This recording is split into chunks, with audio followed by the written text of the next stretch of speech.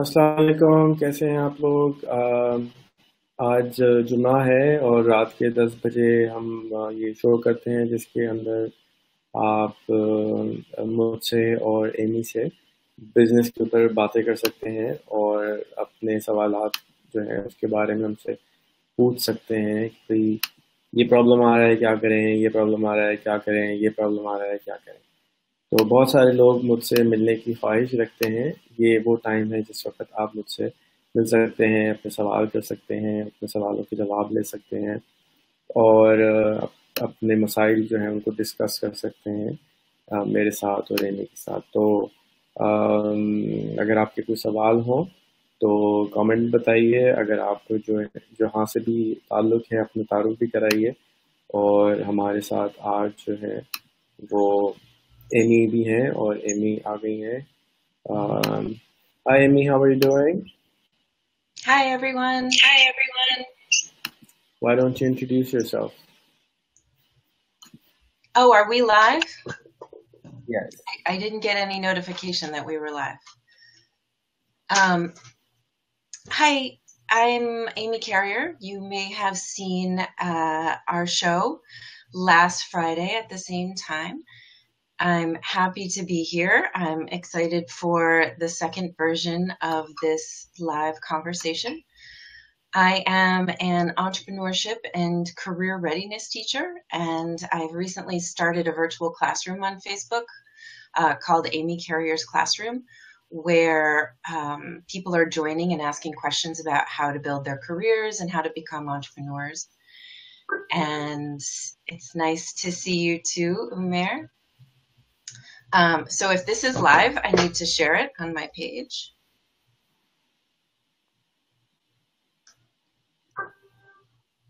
Is there anything else you'd like me to talk about, Rehan? Yeah, so since last week, you might have received some questions that you want to answer to people. General questions, nice general strategies which people are looking for. Questions that after when you comment, can you use your when you on the page on the right side there is a name tag, so you can click yourself. So then we know it's Kapil who is commenting. Otherwise, the comments come as Rehan Allahwala. So we don't really know who's commenting. Otherwise, it would be lovely if you could do that. Thank you for watching and thank you for sharing. And everyone else who is here, I would request you to all to share the videos so more and more people can join us and ask their questions. Hey Leland, nice to see you also. Hey Kapil Bhai, nice to see you. I'm assuming it's Kapil Bhai. I don't know who it is.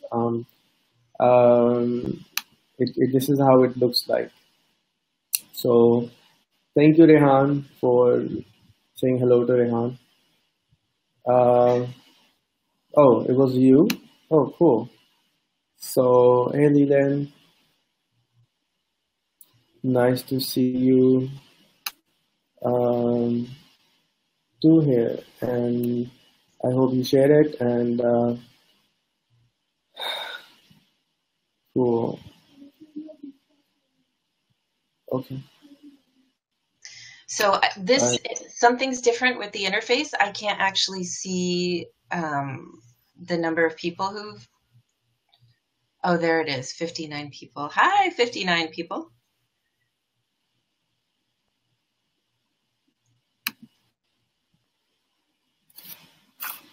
So since nobody seemed to have any questions, I want to introduce all of you to this amazing book. In the meantime, it's called Sapiens. If you haven't read it, get the book, read it, listen to it. It's on YouTube, the pirated version, of course. And it's available in Pakistan for $1.50 or $2, and or you can buy the original version for $20. For $1? Yeah, this one is $1.50 in wholesale. They pirated the books here, so you can get a copied version of the book. And you can go to rehanu.com/sapiens, and you can also listen to it over there. The links are there. And it's an amazing book about the history of mankind, which allows us to put things in perspective. And it's just phenomenal. I think everybody must do it. I've just started the book, so I haven't gotten that far into it. What did you get out of it? Like, what was the biggest lesson that you got? So there is so many different lessons inside. It's one thing it does is it verifies a lot of other information which you already know, and then gives you better wording for the things which you already know. And you hear it in grapevine, but now you have a book which is recommended by Barack Obama, and all of a sudden you are feeling not so lonely anymore, that there are other crazy people who are thinking in the same way. It also defines the roles of money, it defines the roles of government, it defines the role of the changing government, the past government. It defines a very interesting history of mankind, of how we are, why we are the way we are, and why do we act the way we act. So it's to me, I consider myself a sociology student, and as that student of sociology, I think it helps you understand how the social fabric was in the past and how it has become and how it will become. The next book is Homodeus, which is about the future of mankind, where we wear something like the headset you have, or you eat a pill, or you implant something, and so if you imagine wearing this, like if you remember the movie, if you remember the Star Trek, the guy is wearing it on his eyes, so these thingies integrate with the brain, and these thingies, it's like having I look like a crazy man here. So that will allow us to, think, and Google will reply us with whatever we're thinking. So we finally eventually become interconnected species, where the challenge right now is communicating. We're going on a totally different topic, but since nobody's asking questions, the biggest challenge humankind have is communication. And the brain is sending 4K movies worth of bandwidth, like 100 meg or 1000 or gigabit worth of bandwidth is coming out of our brain, but we just don't know how to convert it from brainwave into something which can be transferred into other brains. So we need a transmitter and a receiver, so we can actually transfer much larger quantity of data across human beings. And that will solve a lot of problems, because we fight based on metatext. We fight based on things we don't really understand. What metatext is, like, for example, you go to a grocery store, they don't know much about you, so they can't really make those decisions for you. But if there was all the metadata available, or metadata available about you, which means that when do you wake up, what do you like to eat, all that stuff, then all of a sudden, like an Amazon store, or in a future of Whole Foods, when you go in, you will have metadata available to the store, so they will make a better decision. So the second book is talking about the potential future, right? Right. Including these technology concepts. Right. I haven't finished the second book yet, but that's what it speaks about normally. So do you think it's possible for humans to communicate without technology? I don't know how to do it, so I can't say if it exists or not, but I've heard other people that do it. I think there is a way. I just don't know how to do it. Just like my grandmother did not know how to Google. The data was there. She just has to go and type in something on Google. She has to learn how to type in the keyboard. She has to press the enter, and then she would be able to Google information.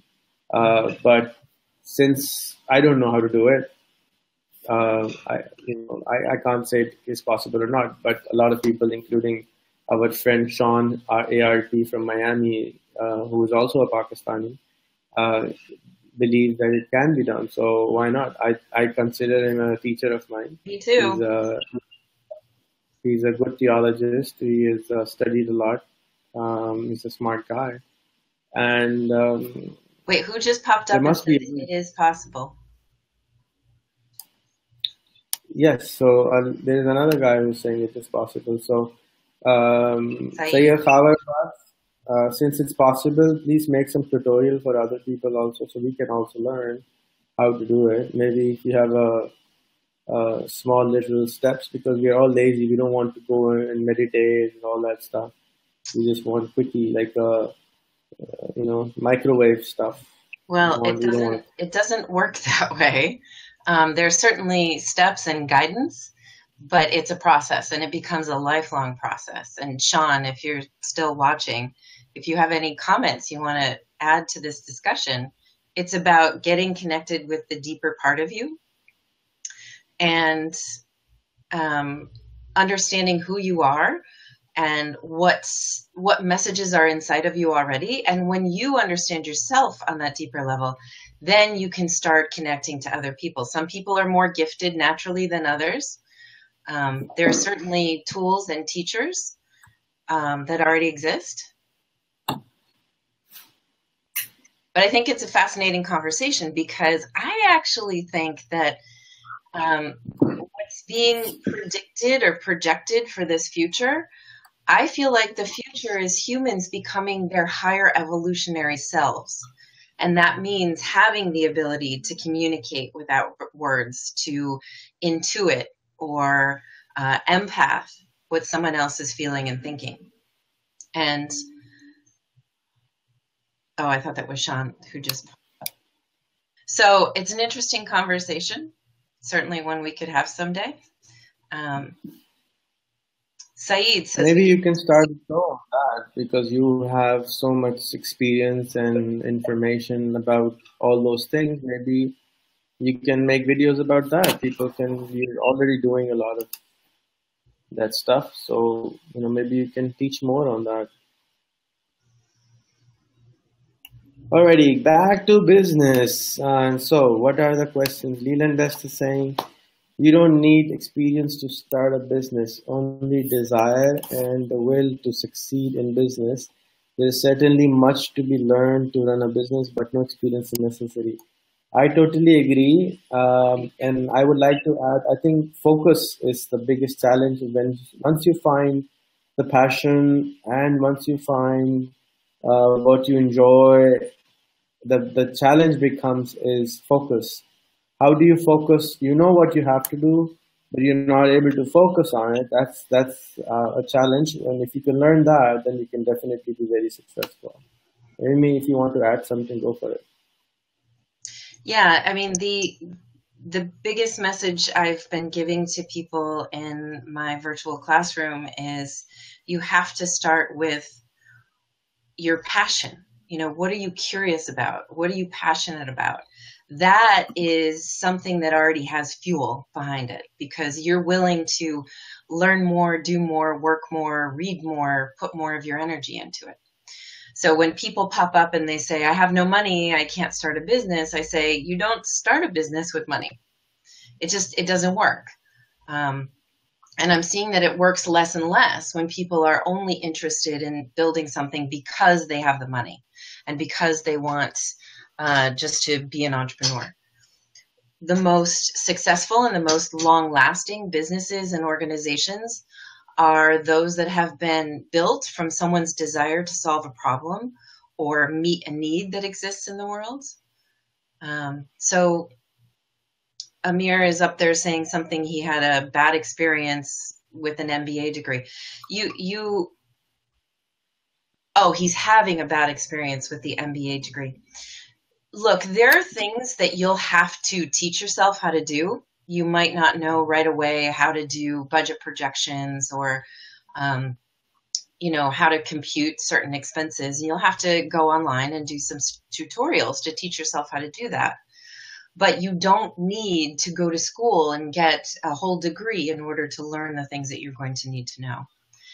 And your business will have more energy from the get-go if you build it with a partner or with a team. And when you do that, you're actually able to tap into the different skills and interests of your teammates or of your partner. And that makes you more successful because you get to focus on your passion and what you're good at and not drain your energy trying to teach yourself all of the other things that you're really not interested in doing. So, Amir, I think you should start with what is the work that you want to do online. You know, you can continue to do your MBA degree. I don't know what that bad experience is. Or you're saying you haven't had a bad experience. I think what he's saying is that he has had a bad experience working online and he already has an MBA degree. That's what I understand from what he's saying. Okay. I don't know what your question is. When you guys leave comments, it's much more helpful if you actually ask questions and then we can try to answer those. Right. All right. How can somebody start a business if he does not have money? How come? Not possible, I guess. This is what Rehan and I have been talking about. It is possible. Rehan has a book and online resources that you can read about this. And it absolutely is possible. If you don't have money, how would you start anything if you don't have money? Does that stop you from doing anything you're curious about? Do you still leave your house and go meet people or go learn something or go take a hike if you want to visit a particular place? You can do so many things without money. It's more a mindset that you have to retrain yourself out of this belief that not having money is the reason you can't start something.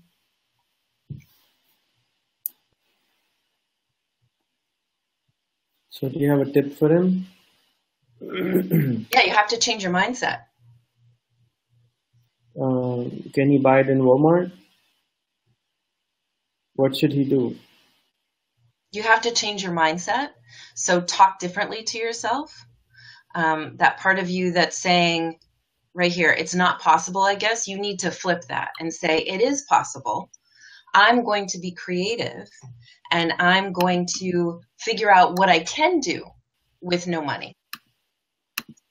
And the human mind is designed to problem solve. So if you just say, it's possible, I'm going to figure out how to do this. You might not know right now, but try. And the great news is there are like 1 million videos on YouTube. You can Google anything. You can Google, look for people who've started businesses with no money. Get some inspiration from there. And the other thing I'll say is find some people you trust to talk to about this and say, okay, so I've decided I want to start something. Keep it to yourself what you want to start, because if you're talking to someone you can't trust, then you're making yourself vulnerable to their disagreement or their discouragement of you. Don't talk to those people. If you have a trusted mentor or someone who's always been a good cheerleader for you, then open up and talk to that person. I have this idea and I want to build it. I'm looking for a partner, or I'm looking for someone just to bounce my ideas off. Those are my suggestions. All right, my suggestion to you would be to go and download my book, which is about how to start a business without money. You can go to rehan.com/startup, and there's a video 5 minutes long, and there's a book which is step-by-step how to do it. If you are able to do those steps, which that means you're already halfway there, or actually 90% there, but it will require, as Amy said, to change your mindset. But now I've given you a recipe book on what are the steps towards it. If you can follow those steps, then you will be easily able to change your mindset. You have to stop saying that you can't do it, because you're already saying it's not possible, I guess. So remove that not possible thing. And, impossible is I am possible. So it is possible. if you really think it is possible. If you think it's impossible, yes, of course it's impossible. It's all up to you. If you think it is possible, it is possible. If you think it's not possible, it's not possible. I will translate it in Urdu also. Zakir भाई का सवाल है यहाँ पे कि हम बगैर पैसों के कारोबार कैसे शुरू कर सकते हैं, और बगैर पैसों के कारोबार शुरू करने के लिए मेरी छोटी सी किताबचा है, ये पतली सी, और इसके अंदर तरीका लिखा हुआ है कि आप किस तरह से बगैर पैसों के कारोबार शुरू कर सकते हैं। आप प्लीज़ उसको डाउनलोड कर लें। उसका वेबसाइट है rehan.com/startup। उस पर 13 स्टेप्स हैं। अगर वो आप स्टेप्स कर लेंगे तो जिस तरह बिरयानी पकाते हैं, आपको बिरयानी पकाना नहीं आती, फिर भी आप उन स्टेप्स को फॉलो करते हुए बिरयानी पका सकते हैं। 2 दफ़ा पकाएंगे ख़राब हो जाएगी, 3 दफ़ा अच्छी बन जाएगी। बट अगर आप बिरयानी पकाने की कोशिश ही नहीं करेंगे तो कभी भी नहीं बन सकेगी। तो go and download the book. It's free for you. Try the steps. As I said, it's like cooking a new dish which you have never tried, watching a recipe. You might burn it for the first 2 times, but 3rd time for sure it will get really well. But it's a recipe book. You just follow the instructions. You don't have to use your brain there. And you have to forgive yourself. If you fail the first time or the second time or the 3rd time, that's how you learn. So don't berate yourself. Don't tell yourself, I failed, so I just can't do it. You have to learn your lessons from your failure and move forward. That's a very nice question right there also. If you want to answer it, then I'll answer it. Without experience, you can't get things right.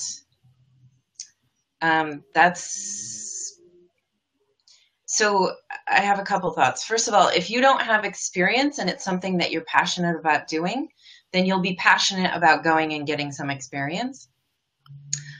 So you should be learning what you can about whatever this thing is that you don't have experience with.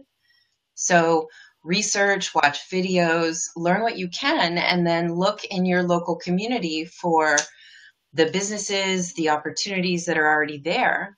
And you can ask any company for an internship, or even just to shadow someone for a day, just to spend a day there to learn what they do.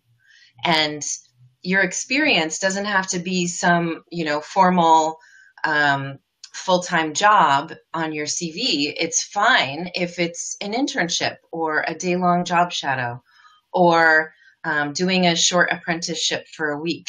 That's experience. You do it with one business and then another and another. You're accumulating experience for yourself.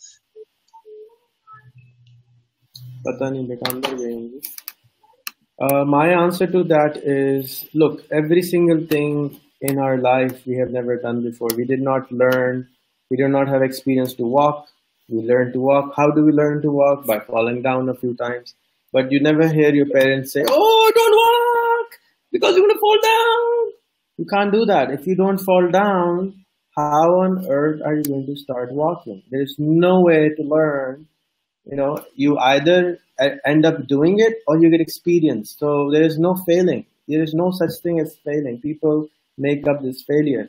By the way, if you are going to get married, are you going to have experience of getting married 3 times before you get married? How do you do that? Are you going to have an experience of having a baby without having a baby? You cannot. You have to have it. You have to experience those failures. Every single child I know of hates their parents one time or another. Every single parent I know of hates their child one time or another, but it doesn't mean you throw them out. You work it out. You make it work. You try harder. You cry. You scream. You holler. You hate each other, but you don't throw them out. It's the exact same thing with business. If you like what you do, you're not going to stop. If it's worth it to you, you will scream. You will holler. You will yell. You will want to kill each other, but eventually you will end up wanting to work because you want to make it work. It's worth it. It's worth trying. If it's not worth your time, then nothing is worth your time. Don't lose. Don't just quit. But sometimes it's good to quit. I was hearing another teacher of mine today who said, like in my book, again, about the startup, I suggest people to have 3 partners. And my book is written for people who are 14 years old, 12 years old, so that they can experience. And I suggest that if your business is not working out, close the business after 2 years, because then you can start again. Maybe you're doing something wrong. Maybe you're trying your business too early. Maybe you are doing something which people don't understand yet. You need to start it 5 years from now. Maybe there's a lot of things. You can do everything right, but you still may not be making money. So if you're not successful in 2 years' time, learn to close the business. That's also an art. So my uncle today was suggesting, don't do a partnership, because I did a partnership for 40 years and I failed. Hello, you were successful for 40 years. After that, you failed. You could have closed your partnership after 4 years and said, you know what? We have made enough money. Now let's go separate ways. You have your children growing up. I have my children growing up. Let's go our separate ways. So you have to reevaluate the relationship every few years. And I was watching a show, and on that show they said, we decided when we started being together in the partnership that every 7 years we will reevaluate the partnership. We decided day one that we will reevaluate. Is it worth it? Do we want to continue for another 7 years? Do we want to continue for another 7 years? So you can do similar. 7 years. 7 years is a really long time. Why wouldn't you evaluate every year? That was a personal relationship situation. So it's up to you. You want to evaluate every 3 months. You want to evaluate every 1 year. You want to evaluate every day. You want to evaluate every hour. It's up to you. How much patience do you have? How much time do you want to give to the situation? So that's my take on experience. There's no such thing as experience without trying something. Go out, try something. And when you try that, you will definitely, you will either get it right or you'll get some experience. There's no failing. And as far as ideas, I want to remind people to please share this video. It looks like we're getting a lot of little comments that are popping up that I can see on the screen. So I want to make sure that you are sharing this with other people so that they can come in here and we can get some really good questions in addition to those comments. Here's a beautiful question. You want to answer that? So the question is, do only successful business people can provide you good mentors? My answer is actually the people who have failed have more experience than the people who have actually had success. So if you go to people who have failed, you can ask them their suggestion and you can choose who your mentor is. It doesn't mean most teachers have never done something. So you can ask them, but you are still accepting them as teachers. So you have to go and ask people who have done something, even if they have failed. I have done a gazillion businesses. I can't even remember, like maybe 100, maybe 150, and I failed with most of them. Therefore, I know what not to do now. And I have made my list very, very small. This is what I'm going to do. If this doesn't happen, not interested. Every single day I get 4 or 5 business offers. Can I start business with you? Can I start business with you? Not interested. I can't say it enough. But if you haven't tried anything, go ahead and try it. That's my take on it. Amy, over to you. So I want people to kind of rethink how they imagine mentors. It's been my experience that people think that there's one person that they can learn everything that they want to know. And then they put their hopes onto that one individual and hoping that that individual knows everything and can answer all of their questions. And you shouldn't have that kind of mindset when you go out and look for mentors. You should actually, throughout your life, you should have several different mentors at one given time. I've done this. I actually have a group of advisors. That's what I call them. And then I can bring my ideas and my questions and my challenges to the group of advisors. And then I can get all of their advice or feedback. And then I can weigh what they're telling me. And to specifically answer the question, Rehan just really answered it. Everybody is going to be successful in some measurement, and everybody's going to have been a failure in some measurement. You want to look for the people who have the humility to say, oh yeah, I failed and I've learned a lot from it. those are the people who are more likely to give you valuable, honest guidance as mentors. The people who seem like untouchables to you and you think, you've put them up on a pedestal and made them so important because they're so successful or they're so significant, those aren't likely to be the people who are going to A, have time for you, B, share their honest experiences with you because they may be more concerned with their public persona and how they're perceived by people. You want to find mentors who are kind of in the work. They're doing it, they're open, they're honest, and like I said, they're talking about their failures probably more than their successes. Because the reality is, our successes can be found online. Our failures can't. So meeting a mentor who can talk to you about those failures, that's gold right there. That's valuable learning for you. And the society may Thanks, not really, and the society might not think that they're good people to take advice from, but those are the people you really want to take advice from. But that's, again, having said that, it's an advice. It's not an instruction. It's your life. Live your life. Don't let how you should do your business. It's your business. It's your time. Go fail. That's the best teacher. That's the best mentor. Go fail. Learn from other people's experience. Learn from other people's experience, but follow your heart. It's two different things. Everybody have their own circumstances. Everybody have their own problems, and everybody have their own things to fix. You can't say, because it worked for Amy, because it worked for Rehan, because it worked for Leland, it'll work for me. It might not work for you. It absolutely might not work for you. Look at Facebook. How many people started Facebook-like websites?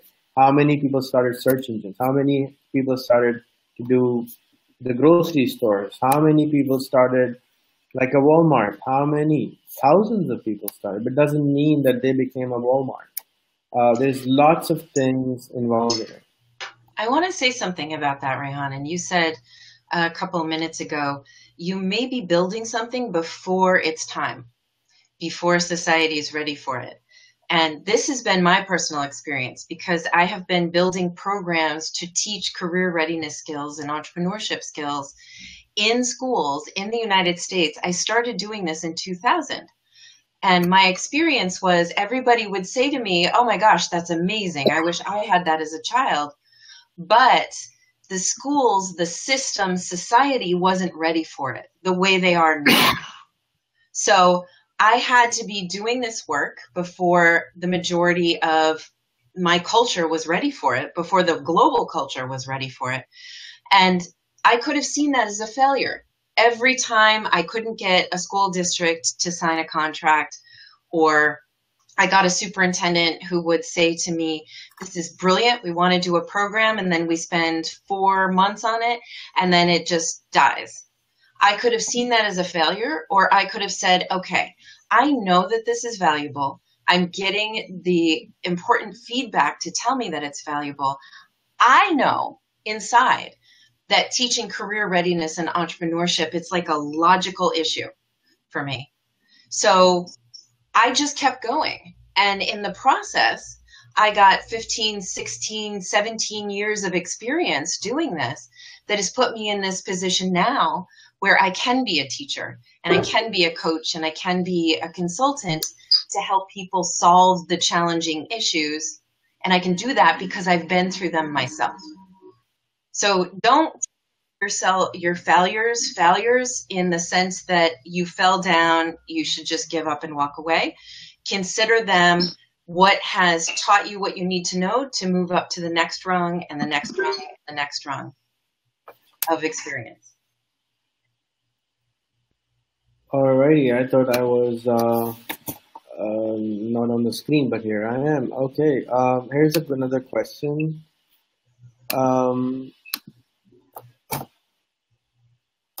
I'm doing a government job, but I'm not satisfied, I think. But I still want to be an entrepreneur. I want to do my own business. Can I carry on both? Guide me, please. Absolutely. Why wouldn't you? you just start your own personal business part-time.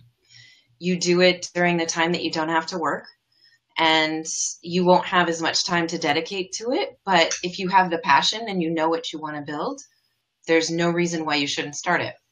And actually what that allows you to do, you've got this government job, which is giving you the resources you need. It's giving you a paycheck. And then you're starting this business and you don't really have resources for it. But by moving both of these things forward, you're eventually going to bring up your personal work and bring them to the same level. And then you'll have the opportunity to say, okay, I don't need the government job anymore. I don't need an external job. I've done my work. I've created this business, and now I can shift my focus full-time into that. Alrighty, so this is what I would say. First thing you need to do is, again, download my book. Second is to go out and see the things you hate. The things you don't like are the things which you want to fix. Then the things which you want to fix are the things which other people also want to fix. And if you fix them, there's a charge. There's an opportunity there. There are thousands and thousands of government people who want to be an entrepreneur. So what you do is you become an entrepreneur coach. That's the best way to learn. You help people transition from a government job into their own business. That could be your business. And how do you learn how to do that? You don't even know how to do that. You go out, read some books, follow some steps. I mean, in order to go to the 100th floor, you have to climb the 100th floor. It's not going to be done by magic. So you have to, read some books, do more than the other government servants are doing. And do a meetup with them, go meet them, ask them what are the problems they want to solve. All the large businesses which I know of, and the people who make a lot of money are the people who solve problems. Every business is actually a problem-solving company which solves a problem for all of us. So be it a tea company, coffee company, McDonald's, whatever, they're trying to solve a problem for us. So I would suggest that you go out and network like crazy. Start with 500 of my Facebook friends, network with entrepreneurs, go watch a lot of YouTube videos. You will start understanding what you need to do. Right now, you are in a good position. You have financially no problem. So if you have a job, so you focus on studying. And when you are ready to jump, you will be ready to jump. You will know. But you start studying it, you will know when you need to stop. So I would say take it easy, network, learn, and then you're ready. And when you're ready, you start small and then you take it from there. You can start as a consultant, as I said. You can teach other people to do the same, just like a teacher does the same, right? So teachers are teaching. You can become a teacher. You can start teaching what you know, and don't have to be a PhD to teach something. You can start teaching whatever you know. When you teach and put it publicly, people will come in and say, brother, this is something you can do better. And that's how you learn. That's my suggestion on it.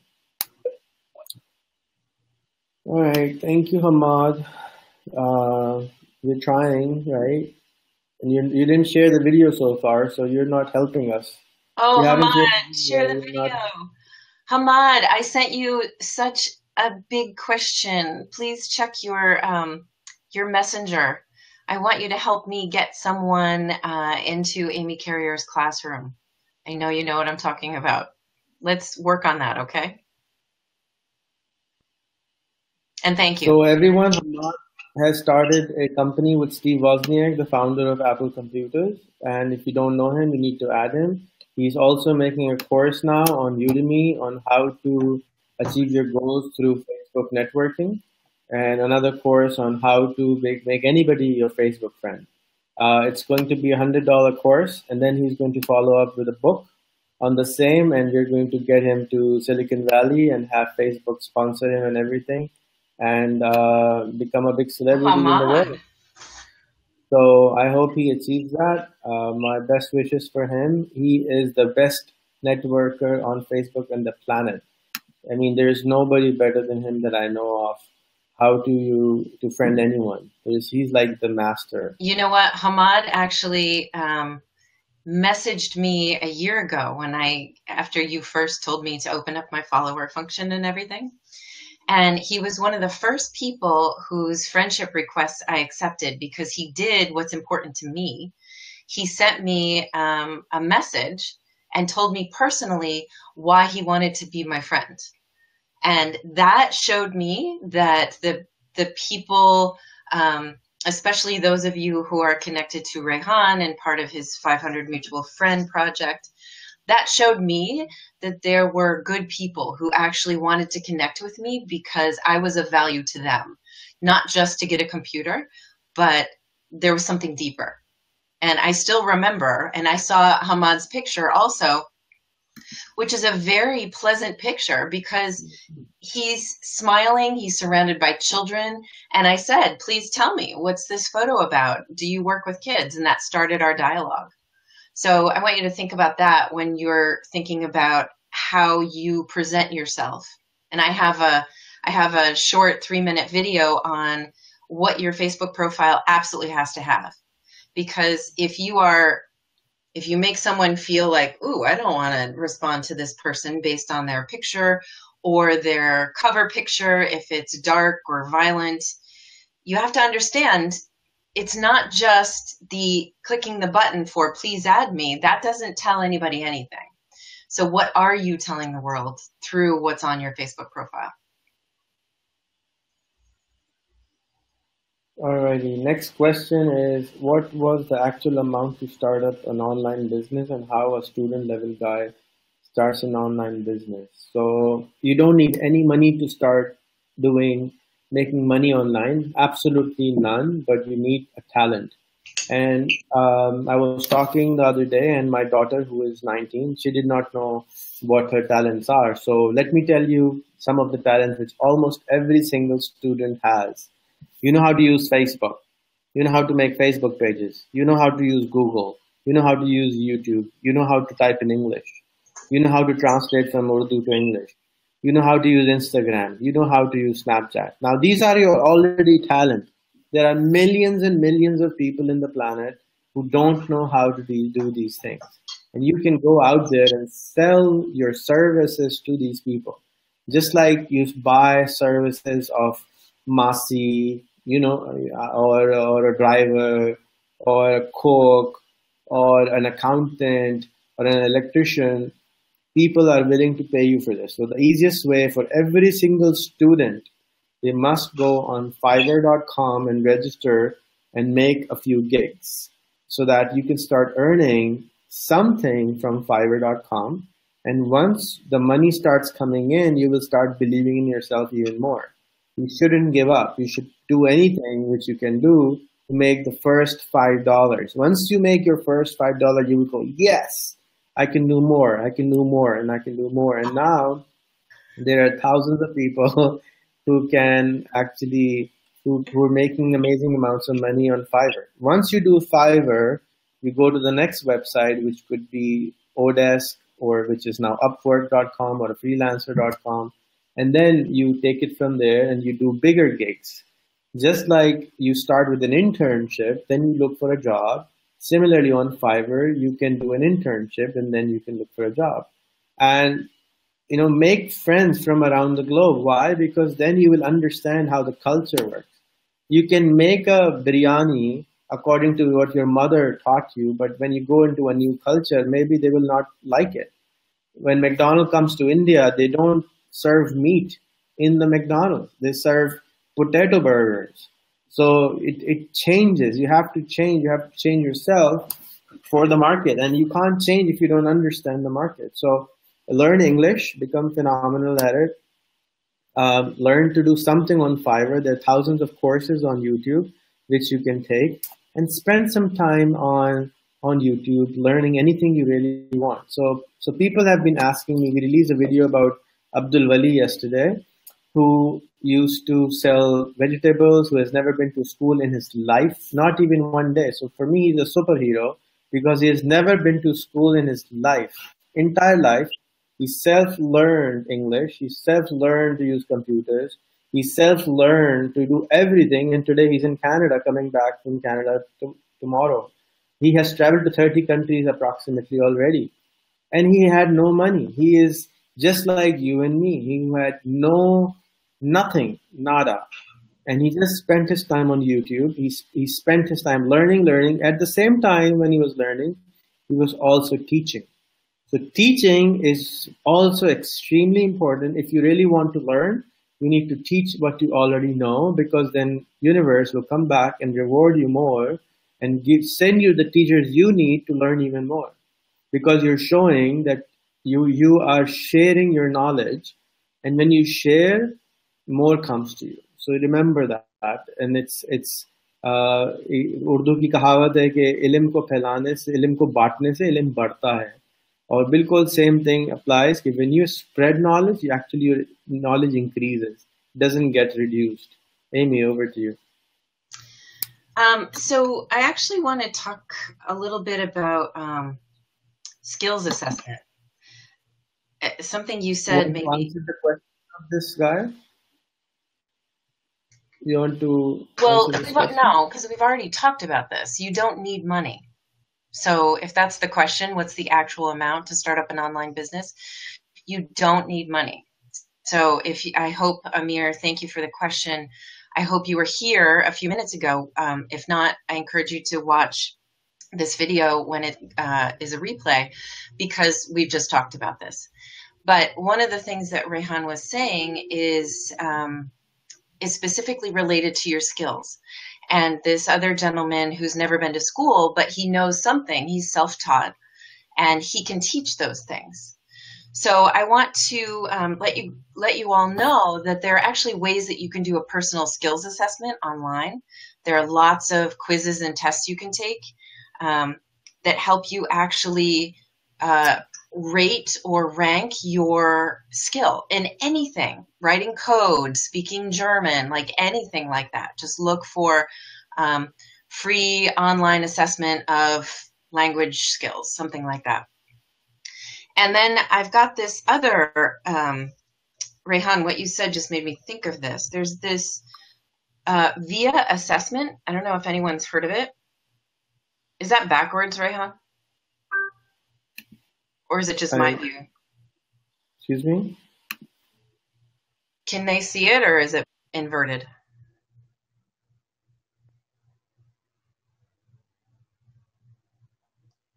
I can't hear you. I can't hear you. You can type it in the comment. So it's a self-strengths assessment. And it's a pretty interesting character assessment. I'm just going to tell you the website right now. Afterwards, I'll type it in the comments. It's viacharacter.org. That's VIA character.org. And it's a free survey that you can take that actually, rather than the hard skills like your knowledge level of C++ or your ability to speak a particular language, unlike that, this is a character assessment that tells you, you go through and you answer all these questions, and it tells you what your strengths are. Are your strengths mostly interpersonal communication or compassion, compassion for society, or problem solving? It's more of those more kind of general, hard to measure skills assessments. And I really like it. So I encourage you all to take it since it's free. Cool. Can you comment it so I can highlight it?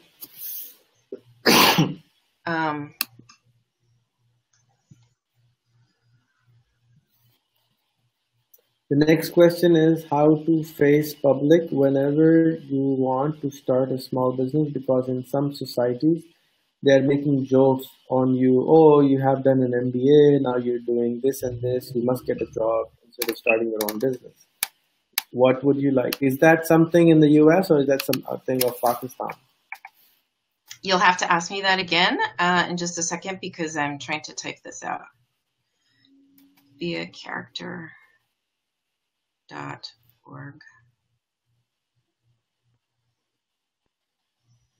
Okay, there. I put it in the comments. What was the question again?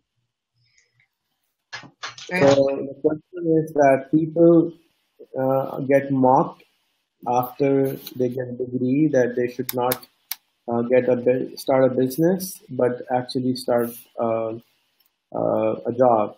So how can he get over that? And is that something that happens in the US also?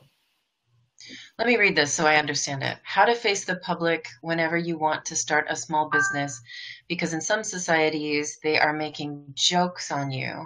Oh, you have done your MBA and now you're doing this and this. Honestly, I don't think I really fully understand the question, but the idea of making fun of you, I think that that's sad. There are always going to be people who have their opinions of what you're doing. And if it's a larger societal issue, then consider that you are actually the leader. You're actually the visionary who's meant to build what you want to build. Don't worry what other people say, and it doesn't matter if it's society. There's a brilliant quote by Martin Luther King who says that humans must do the right thing even when society's punishment is going to be painful. And that means that we're here to do what we know is good and true.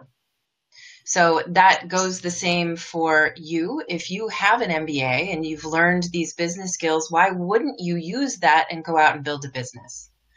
To answer Rehan's question, here in the United States, and the United States is literally 50 different states, and within those states, different pockets of different culture. I'm very fortunate living here in Boston. There's a huge culture of entrepreneurship. And especially for younger people, I don't know how to say your name, Ijaz maybe. For younger people, millennials, there is almost an expectation that, of course, they're going to go work for a startup because they're young, they're fresh, they have creative ideas, they're flexible. So maybe you can embody that from what you're hearing is the culture here where I live. Maybe you can embody that in your country. I don't know if that makes sense to you, but my suggestion would be it's your life, not their life. You will go and die at your own grave, not their grave. You have to pay your bills. They're not paying your bills. You are the one who was responsible for earning. They're not responsible. So why do you care what they think? Exactly. Why does it matter what they think? What will they do? What do to you? If you have a problem, change your city. If you have a problem, change your country. I suggest change your city to start off with, and easier than that is change your friend. I was reading a post by a guy from small Jafarabad in Sindh. He had unfriended 3,000 Facebook friends today and started adding my Facebook friend. And he made his first Facebook video today, and he was not crying. He was actually very positive. He did not have electricity for 22 hours, no water for a day. But still he was not crying, but he was making a video. So if he can do that, you can do that also. And he was saying that nobody ever helped me from my friend list, so I don't want to keep them. He just unfriended everyone, started making new friends. When you make new friends circle, your whole brain starts to change. You get unwired and then you rewire yourself. And that's how it's an easy way out. You try it. If it doesn't work, you can unfriend my friend, but I guarantee you, unfriend your old friends. They're the ones who you're scared of. Just unfriend them. You can add them back. Actually, they will add you back when you're successful. Give yourself a few years. That's what I would say. It's actually happening in Amy Carrier's classroom on Facebook, that people are making new connections and getting uplifted and getting, applauded for what they're trying to do in this online virtual community where they haven't gotten that kind of support from people where they live. So you need to find a community like that. And there you go. My virtual classroom is a community for people who want to become entrepreneurs. So you're welcome to join. All right, that's a good question. Yeah, and I think that's pretty much what I was just saying. How do you build a support system to nurture your idea? So your support system should be bigger than your team to begin with, because you're going to run into challenges with your team. So who is your support system? Where do you go to work through the issues or the challenges that are coming up with your team? So if the question is, how do you build a team? You want to look for other people who are really passionate and interested in starting something like you want to start. And there are now lots of virtual ways to do this. I remember telling a long time ago, telling Rehan, I think maybe Rehan, it was during our first conversation like this many months ago. And I was talking about the startup communities here in Boston and how they actually invite in just anybody who wants to come. You pay a small nominal fee to attend, and there's dinner. And you literally have a red sticker if you have a business idea and you're looking for teammates, or you have a blue sticker on your name tag if you would like to join someone else's team. So look for events and gatherings like that. And if there aren't any, talk to your friends, find other people in your community who want to do something like that. Because that's kind of the best way to get all the people who want to play different roles on your team into the same room and into the same mindset together. I would suggest to, as I said, how do you find people? You have to go out. Again, if you follow the instruction in my book, it suggests you that you share your ideas with other people. And when you share your ideas with other people, people will come and find you. Not always, but then it's a long process sometimes. You can't just get it right. But you start somewhere, and I love the idea of meetups with the red and blue tags. I really like it. I hope that I remember it next time we have a meetup. We had one today.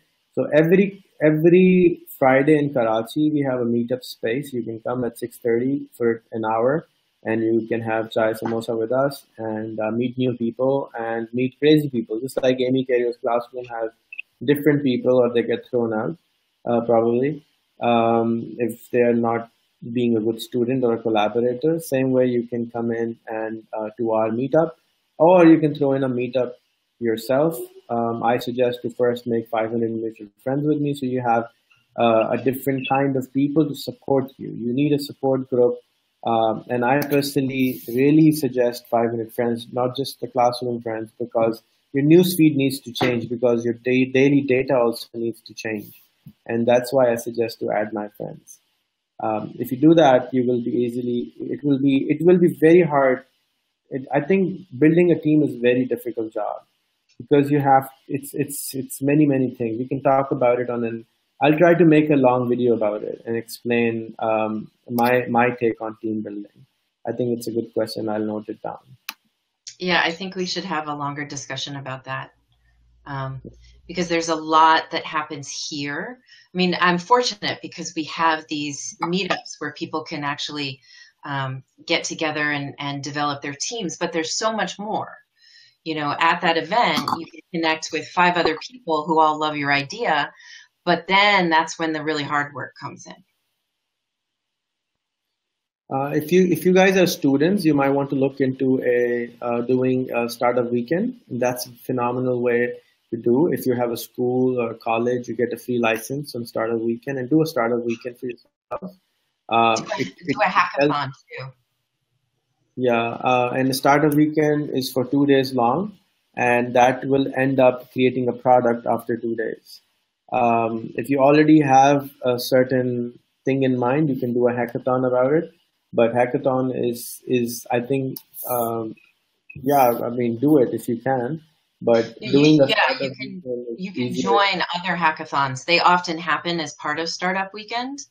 Or maybe there are like 5 different hackathons happening. 99% of my country has never heard of what is a hackathon. When they say hackathon, it comes to their mind as a hacker or something.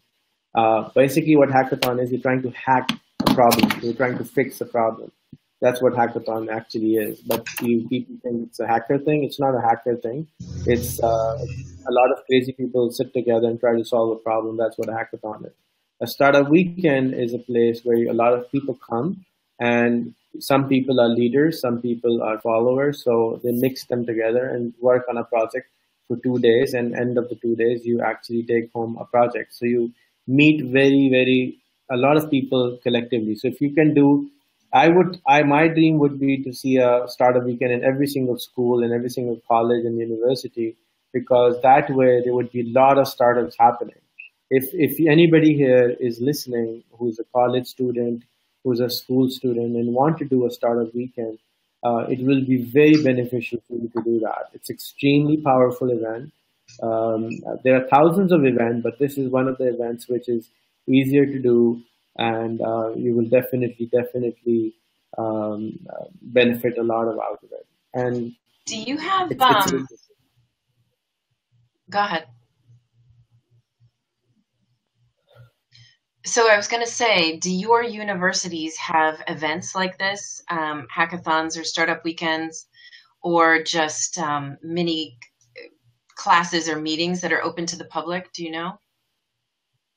As I said before, 99% of my country does not even know what hackathon is. So how would they do it? So you have to, you have to be patient for that to happen. Somebody has to initiate that, and just do it a few times and fail, and then it will start picking up. What I'm talking about is the universities, pretty much everywhere, if they have a business program, they have to have a pitch event. So their students are going through the process of learning how to write a business plan. So they have an event that's open to the public. You might have to get a ticket. There may be a small fee, but that's the type of thing where if you go to that event, you'll be interacting with. Sorry? It doesn't happen. Those kind of events like that. They don't happen here. And they are happening, but they don't happen where there's one happening every day somewhere, like a TED Talk. It's happening, like last time I heard about it was like a year and a half ago. So it's happening in a very small quantity. That's why I'm suggesting in the local presence, doing a startup weekend, everybody can create a startup weekend and do it because it's something which students organization can do. The other things which you're suggesting can be done, but it's harder.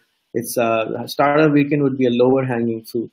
They wouldn't need anything to do it. It's just like a TEDx license and doing a TEDx doesn't, but still nobody does TEDx. I mean, it's like there are a lot of TEDx here. Right. It's the simplest thing to do, but it does not happen. I'll give you an example. Today, I was thinking about making a video about washcloth. 99.9% of this country does not even know what a washcloth is, or forget about using it. So it's something which I thought, you know what? People need to know what it can do for them. So they will do it when they know what they can do with it. So as I said, 99.99% doesn't even know what it is. So my small little video will go out 10,000 times, and maybe 100 people will start using it, and those 100 will start telling to another 100, and multiplying effect starts to happen. So a hackathon is possible to do. We tried to do one in our company 2 times.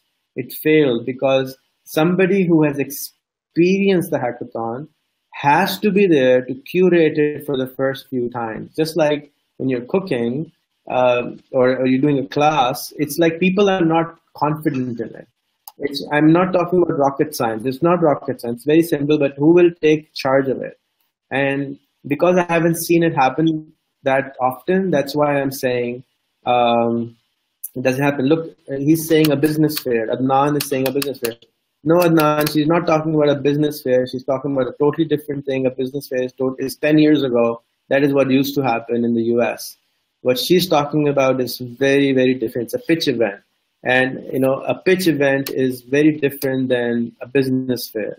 And, a pitch day is an absolutely fantastic thing to have in universities, but it won't happen till, there's a lot of obstacles. There's a lot of red tape for that to happen. However, doing in my opinion, again, it's an opinion, in my opinion, startup weekend it's because, you have to remember our country is it's in a different place. Even Boston is in a different place. So you can't really compare Boston to maybe Arkansas. I mean, Arkansas may be amazing. You can't. So it's evolutionarily, the culture is in a different place. Majority of the problems of entire countries are nothing to do with economics anymore. It's actually to do with the mindset. And everything is related to mindset. Nothing, in my opinion, is left. Everything is basically mindset now because everyone has an iPhone. I mean, if you talk to these people, okay, guys, let's do a survey. How many of you have an iPhone here on who is listening to us? Please type iPhone, or if you don't have an iPhone, type which phone do you use. So people have the internet. People have the internet. People have the computers. People have the same YouTube. People have the same Google, but they don't do the same thing. Look at US. People in Arkansas have the same tools, same internet, same everything, but people in Silicon Valley make $300,000 a month, and the Arkansas guy makes $60,000 a month. Why is that different? But the people in Arkansas can buy a whole house, and in Silicon Valley they can't for $300,000. So even I understand that they cannot buy, but beside the house, everything else is the same. But you're talking about the mindset. No, I understand. But that's the value of what we're doing here. Because if you and I both talk about this concept of hackathon, and somebody popped up on screen and said he was interested in hackathon, if we talk about it, we bring it into other cultures, other countries where people are watching this, and we normalize it through the people who are open to it and ready to adopt it. You're right. It takes curating and setting up the events. It's like starting or discussing going to the moon right now.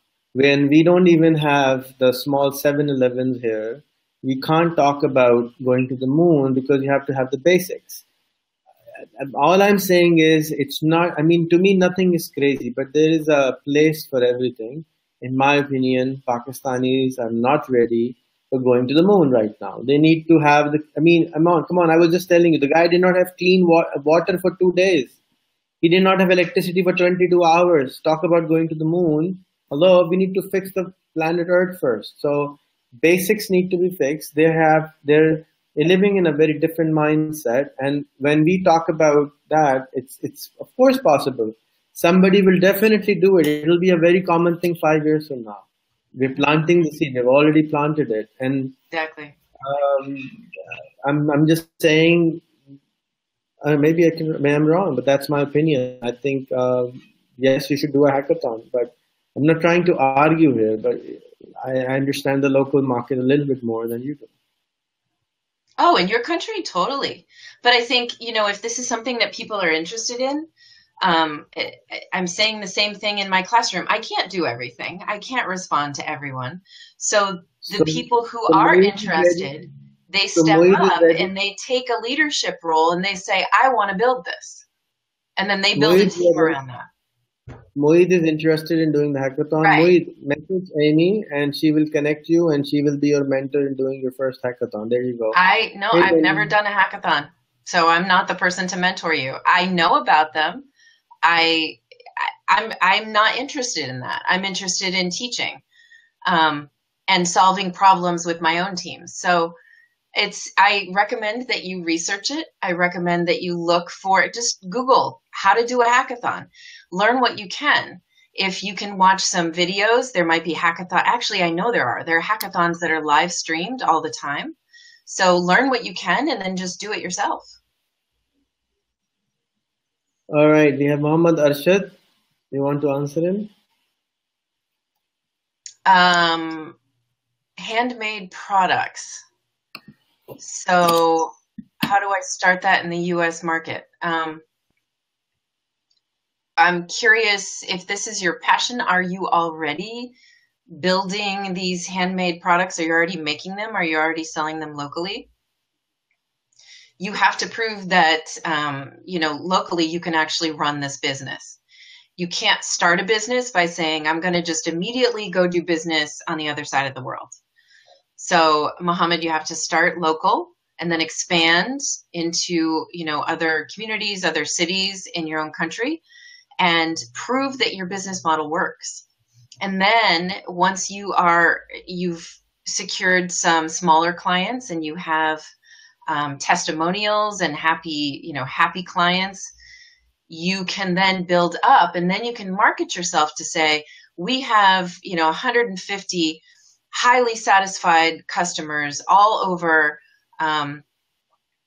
Asia, and now we want to expand to the United States or into the European market. But you have to start where you are. So Arshad has already started it, and he sells shoes. It's a special kind of shoe, and it's called a Peshawari chappal, and that's what he sells online as far as I know.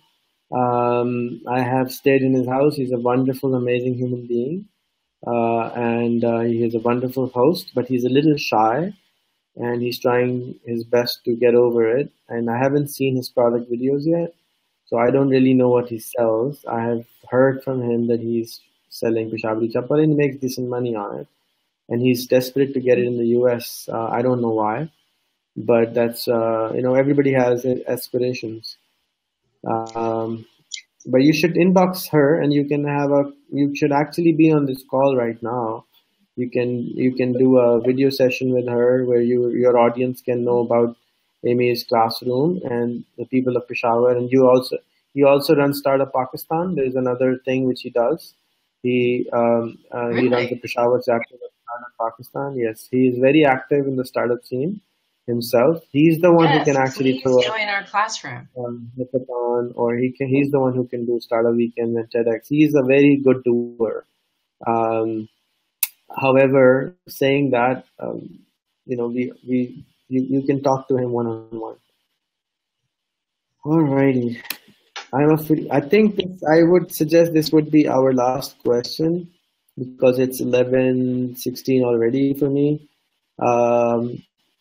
And the question is, I'm a freelancer. I have joined many offices, but I don't find a perfect place for myself because I like to be free mind to share. But here in Pakistan, we work like slaves. Okay, Ali Khan, I don't know if you're a freelancer. Why are you looking for office? If you're a freelancer, those are two different things. If you're a freelancer, you run your own thing. Yeah, I would like you to come and join Chenak. We charge 5,000 rupees, which is $50 a month to sit there. You will have free tea, coffee, water, electricity, internet, everything. Oh, he's looking for a co-working space. Okay. He's not, but he's looking for office. I don't know why he is looking for that. So I'm answering his question that he should come and maybe hang out at Chenak, and then he can do his freelancing work, and he can throw a meetup at Chenak for other startups and other freelancers, and that will allow him to create his own reality rather than working in other companies' realities. Amy, you want to answer that something? I think you just answered it. Okay, cool. Alrighty, I'm done. Do you want to continue, Amy? I'm exhausted. Thank you guys very much for your questions. Rehan looks tired, so it's middle of my day for me. But you can continue doing it. Go for it. No, that's all right. Thank you all. I encourage you to join my virtual classroom and ask your questions there. It's been a really beautiful display of humans working across countries and cultures to help one another. I never thought that this is what was going to happen when Rehan and I first started talking about this, and I'm very pleased with what's happened. And there are some experts in the classroom as well who step in as teachers to answer some of the questions, because I can't answer every question, respond to everything. So I hope you'll join us there. And thank you for the questions that you asked us today. I hope you all got some value out of what we talked about today. Thank you, everyone. Thank you, Amy, for doing this with all of us and taking your time. And thank you, everyone, for listening. Thank you, everyone, for sharing. I think there are a gazillion questions, which I'm pretty sure Amy will take some time and answer you guys. But join her classroom. I'll end it in Urdu also. आप लोगों का बहुत बहुत शुक्रिया. आप लोगों ने हमारी गटर बटर को सुना. हमें जो कुछ थोड़ा बहुत आता था, पता था, वो हमने शेयर कर लिया. ہر جمعے کو 10 بجے پاکستان ٹائم پہ ایمی اور میں یہاں پہ آتے ہیں آپ سے گپ لگانے کے لیے. اگر آپ سے کوئی سوال ہو تو آپ ایمی کو ان باکس بھی کر سکتے ہیں. اس کے بعد آپ یہاں پر آ کے جو آپ کے سوال ہیں وہ بھی کر سکتے ہیں, اور آپ اگر چاہیں تو آپ اس روم کو جوائن بھی کر سکتے ہیں. میں جاتے جاتے شکریہ ادا کرنا چاہوں گا دوبارہ ایمی کا. اور ارشد بھائی, میں آپ کو لنک دے رہا ہوں, اگر آپ اندر آنا چاہیں تو آپ ایمی سے 1-on-1 بات کر لیں. اس سے فائدہ یہ ہوگا کہ ہمیں پتہ بھی چل جائے گا کہ یہ کام بھی کر رہا ہے سافٹ ویئر صحیح. تو آپ سب لوگ جو ہیں وہ کچھ بھی کر سکتے ہیں, ہم آپ کو بتا تو سکتے ہیں کچھ بھی کرنا, لیکن ارشد بھائی آپ اپنا ان باکس فیس بک پہ چیک کر لیں. لیکن and of the day actually زندگی آپ کی ہے, آپ نے اپنی مرضی سے اس کو گزارنا ہے, آپ نے چینجز لے کر آنی ہے. میں آپ کو کچھ بھی بتاؤں, انہیں کچھ بھی بتائے, ارشد بھائی مجھے 10 دفعہ چیزیں بتا چکے ہیں, لیکن ہم لوگ میں خاص طور پہ ایک انتہائی کہنا چاہیے خراب استاد ہوں کہ میرے سے جب تک کوئی فالو اپ نہ کرے تو میں صحیح جواب نہیں دے پاتا ہوں, اور اسی طرح سے میں خود بھی بہت اچھا فالو اپ نہیں کر پاتا ہوں. تو I don't consider myself as a very good business person, but I share what I know, I share what the experiences I have. میری جو غلطیاں ہیں میں سب کے ساتھ شیئر کر لیتا ہوں اور سب کے سامنے رکھتا ہوں. میں لیکن بتانا پسند نہیں کرتا کہ آپ کیا کریں, کیونکہ زندگی آپ کی ہے, آپ نے گزارنی ہے. میں کون ہوتا ہوں آپ کو بتانے والا کہ آپ کیا کریں. So I have asked Arshad to join in. Maybe he will come in and join us. Yes, Who's that? That's Michelle. She brought me Hi, some Michelle. I was just going to tell the viewers that I'm going to share my links in the comments so that you can find me and connect with me. My God. Hi, Michelle.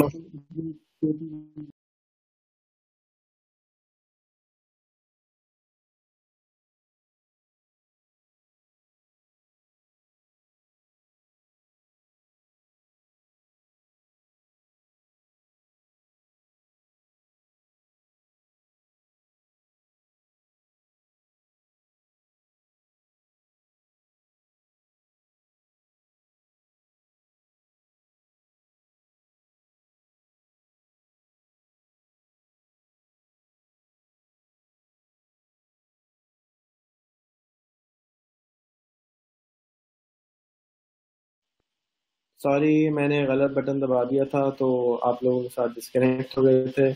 یہ آپ لوگوں کو جاتے جاتے بہت بہت شکریہ. السلام علیکم, اور اپنا خیال کیجیے گا, اور اپنے سے بزنس شروع کر لیجیے گا, اور جب بھی جو بات سیکھی ہو آگے ضرور بتا دیجیے گا. ٹھیک ہے بھائی, سبھی تالا کر دو.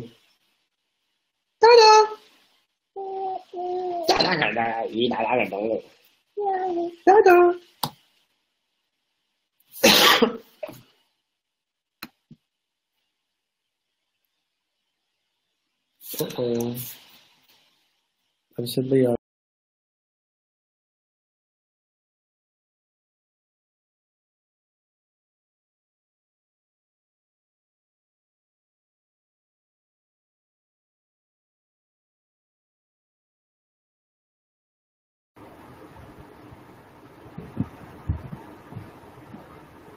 ہیلو.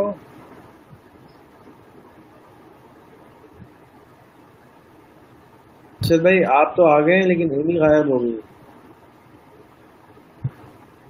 السلام علیکم. السلام علیکم. السلام علیکم. آواز آ رہی ہے میری؟ جی آپ کی آواز آ رہی ہے, آپ کے پنکھے کی بھی آواز آ رہی ہے. اچھا, پنکھے کی آواز آ رہی ہے. جی کیسے ہیں آپ؟ ٹھیک ہے, خیریت سے ہیں؟ جی میں بالکل ٹھیک ہوں. آپ بالکل لیٹ پہنچے, وہ ابھی بھاگ گئی, تو آپ اس کے ساتھ 1-on-1 کر لیجیے.